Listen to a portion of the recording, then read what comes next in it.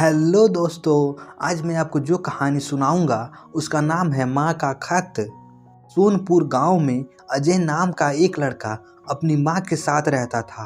वो बहुत ही प्यारा था। अजय की माँ की एक आंख नहीं थी, इसलिए उसका चेहरा बदसूरत दिखता था। जब अजय छोटा था तब वह अपनी माँ से बहुत प्यार करता था, लेकिन जब वह बड़ा होने लगा तब उसे एहसास होने लगा कि उसकी माँ की एक आंख नहीं है और इस वजह से वह बदसूरत दिखती है। इस बात से उसे शर्म आने लगी, इसलिए अजय अपनी माँ के साथ बाहर नहीं जाता था और अपने साथ भी कहीं नहीं लेकर जाता था। उसे लगता था कि अगर वह कहीं अपनी माँ को साथ लेकर जाता है तो उसके दोस्त उसका मजाक बनाएंगे। इस वजह से वह अपनी माँ को भला बुरा कहता था। तुम्हारी एक आंख नहीं है, तुम्हारी शक्ल अच्छी नहीं है, मेरी दोस्तों की माँ कितनी खूबसूरत हैं, तुम मेरी माँ नहीं हो सकती। ऐसा कहकर वह अपनी माँ का दिल दुखा देता था।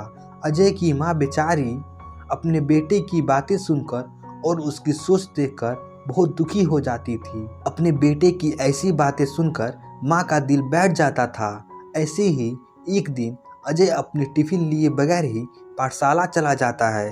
तो अजय दिन भर भूखा ना रहे, इसलिए अजय की माँ खाने का डिब्बा देने के लिए अजय की पाठशाला जाती है। अचानक अपनी माँ को पाठशाला में देखकर अजय को अपनी दोस्तों के सामने बेइज्जती महसूस होती है और उसे अपनी माँ पर बहुत गुस्सा आता है। फिर वह घर जाकर अपनी माँ को गुस्से से बोलता है, माँ, मैंने कितनी बार कहा है कि मेरी पाठशाला में मत आया करो। तुम क्यों आई पाठशाला में? तुम्हारी वजह से मेरी कितनी बेइज्जती हो गई। सब दोस्त मेरा मजाक उड़ा रहे होंगे। इस बेइज्जती से तो भूखा रहना ही अच्छा था। फिर अजय की माँ बोलती है, मुझे माफ़ कर दो बेटा, मैं फिर कभी तुम्हारे दोस्तों के सामने नहीं आऊँगी। यह कहकर अजय की माँ रोने लगती है, लेकिन फिर भी अजय की माँ उसकी हमेशा अच्छी तरह से ख्याल रखती है और ज़िंदगी में उसे किसी चीज़ की कमी नहीं होने देती है। ऐसे ही एक दिन बीत गए। अजय बड़ा हो गया और अब वह पहले से ज़्यादा अपनी माँ का तिरस्कार करने लगा। वह हर वक्त अपनी माँ की बेइज्जती करता रहता था। खुद का गुस्सा वह अपनी माँ पर ही निकालता था। अजय की माँ बेचारी सब कुछ बर्दाश्त करती थी और मन ही मन दुखी हो जाती। एक दिन अजय अचानक अपनी माँ से कहता है, अब मुझे तुम्हारे साथ रहना पसंद नहीं है, मैं यह घर छोड़कर जा रहा हूँ। यह सुनकर अजय की माँ कहती हैं, बेटा ऐसा मत करो, तुम अगर मुझे छोड़कर चले गए तो मैं अकेले जीकर क्या करूँगी। इस बात पर अजय कहता है, तुम बहुत बुरी हो, तुम्हारी शक्ल अच्छी नहीं है, तुम्हारी वजह से मैं अब और बेइज्जत नहीं हो सकता। माँ के लाख रोकने के बाद भी अजय नहीं रुका और घर छोड़कर चला जाता है। फिर अजय शादी करके अपने बीवी के साथ रहने लगता है और इधर उसकी माँ अकेले जिंदगी गुजार रही होती है। अब वह बूढ़ी हो चुकी थी। ऐसे ही कुछ वक्त गुजर गए। एक दिन अजय के दरवाजे पर कोई आता है। अजय दरवाज़ा खोलकर देखता है कि उसके गांव से एक आदमी और उसके हाथ में एक खत होता है। वह आदमी अजय से बोलता है, अजय, तुम्हारी माँ अब इस दुनिया में नहीं रही। आखिरी समय में वह तुम्हारे लिए एक खत छोड़ के गई हैं। खत हाथ में देखकर वह आदमी वहाँ से चला जाता है।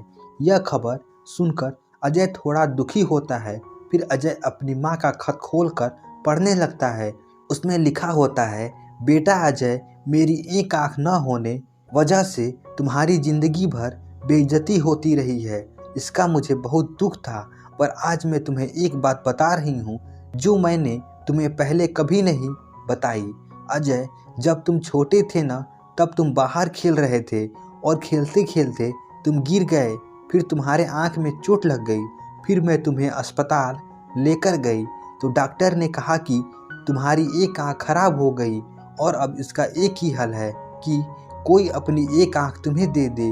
मैंने ज़रा भी अपना वक्त ज़ाया न करके तुम्हें अपनी आँख दे दी ताकि जीवन भर तुम्हें कोई तकलीफ़ और बेइज्जती ना होना पड़े।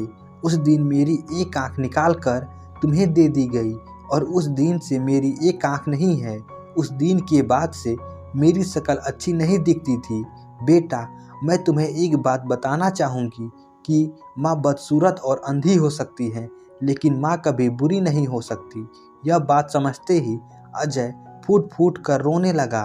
उसके प्रायश्चित की कोई सीमा नहीं रही। अजय को अपनी माँ से मिलने की बड़ी तमन्ना हो रही थी।